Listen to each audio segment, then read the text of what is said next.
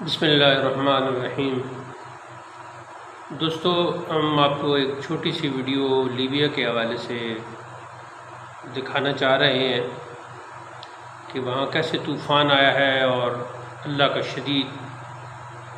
اس کی آزمائش آئی ہے اس کی طرف سے۔ بعض لوگ ایسے موقعوں پر عذاب کا لفظ بھی بولتے ہیں اور آزمائش کا لفظ بھی بولتے ہیں۔ میں تو آزمائش کا لفظ ہی بولتا ہوں،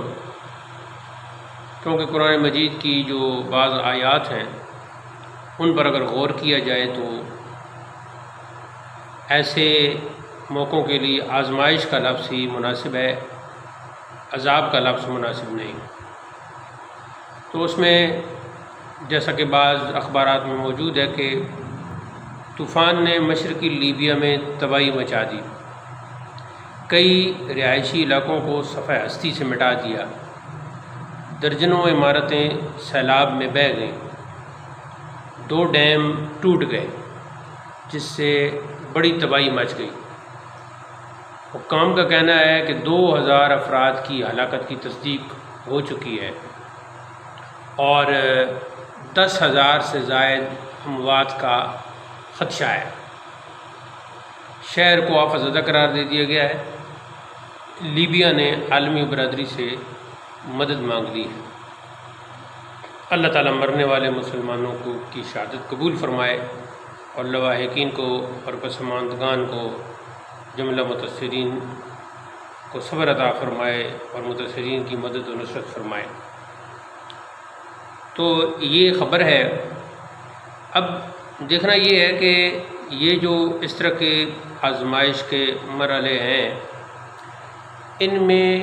یہ مختلف جگہوں پہ آتے ہیں۔ آج لیبیا میں، اس سے پہلے بھارت میں، ہندوستان میں، پاکستان میں، پھر پچھلے سال جو پاکستان میں سیلاب آیا، اس میں بہت ساری چیزیں ہیں۔ اس کو اللہ کا عذاب یا جو میرا پسندیدہ لفظ آزمائش ہے وہ کہہ کر ٹال دینا اور اسے ایک بس کہانی سمجھنا کہ جو سٹارٹ ہوئی اور پھر اس کا اینڈ ہو گیا، یہ ایک بہت بڑی سستی، غفلت، ناکامی اور میں سمجھتا ہوں کہ ایک غیر ذمہ دار ہونے کا ثبوت ہے۔ تو یہ حکمرانوں کا فرض بنتا ہے اور پھر ان کے اقدامات کی روشنی میں عوام کا، اس ملک کے عوام کا، کہ وہ اپنے ملک کو سنواریں اور اس کی تعمیر اس انداز سے کریں، ڈیم ہوں یا ندی نالے ہوں، دریا ہوں، رہائش کی جگہیں ہوں، وہاں کچھ اصول اپنائے جائیں اور ان اصولوں کے مطابق تعمیر ہو، ان اصولوں کے مطابق راستے اور سڑکیں ہوں اور جگہ کی مناسبت سے ڈیم اور پل بنائے جائیں، تاکہ جو بیچارے عام لوگ ہیں وہ ان آزمائشوں کی زد میں کم سے کم آئیں۔ یہ تو درست بات ہے کہ بارش ہو، طوفان ہو یا سیلاب ہو یا اس طرح کی جتنی بھی قدرتی آفات ہیں، وہ تو قدرتی آفات ہیں اور آزمائشیں ہیں، ان کو روکنا ایک مخلوق کے بس کا کام نہیں۔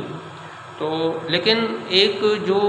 تعمیر کا یا جو رہن سہن کے طریقے ہیں، جو تمدن کے انداز ہیں، جو آبادکاری کے انداز ہیں، ان میں جدت لانا چاہیے اور ان کو سمجھنا چاہیے اور پھر اس کے مطابق آبادکاری ہونی چاہیے۔ شہر کی آبادکاری ہو، بڑے گاؤں کی آبادکاری ہو، گاؤں کی آبادکاری ہو، زراعت ہو، ڈیم ہوں، پانی کے ذخیرے ہوں، اسکول و کالج ہوں، پل ہوں، یہ جتنے بھی تعمیری سلسلے ہیں ان میں ان جدید اصولوں کو پیش نظر رکھنا چاہیے جن کو اپناتے ہوئے دیگر اقوام نے ترقی کی ہے اور دیگر اقوام نے اپنے آپ کو محفوظ بنایا ہے۔ اس سے ایک اور بات بھی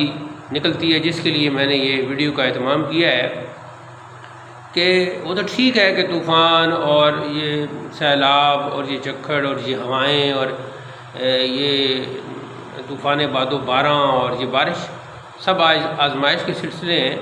لیکن اس میں انسان کو اپنے جو رہن سہن کا طرز ہے، جو انداز ہے رہن سہن کا، شب و روز جو زندگی کے ہیں، ان میں بھی تبدیلی لانے کی ضرورت ہے کہ اللہ تعالیٰ ایسے طوفان بھیج کر آپ کو یہ بھی اشارہ دیتا ہے کہ ذرا اپنے طرز زندگی کو، طرز معیشت کو، طرز معاش کو بدلو، اور جو اصول میں نے قرآن مجید میں دے دی ہیں زندگی گزارنے کے لیے ان کو اپناؤ۔ تم فلاں فلاں اصول سے بڑی دیر سے روگردانی کر رہے ہو اور تم اس پہ عمل نہیں کر رہے، تو یہ اللہ تعالیٰ کی طرف سے بھی ہوتا ہے۔ باقی انسان تو ایک کمزور مخلوق ہے، گناہ گار ہے، بھلکڑ ہے، وہ ظلم و جہول ہے قرآن کی زبان میں، تو اس میں کمی کوتاہی تو ہر حال میں رہے گی، لیکن پھر بھی اسے چاہیے کہ وہ اپنے طرز زندگی کو نو بنو انداز میں پے در پے تبدیل کرتا رہے، تاکہ وہ اللہ تعالیٰ کی آزمائشوں سے بچے۔ اب آپ یہ ویڈیو ملاحظہ فرمائیں۔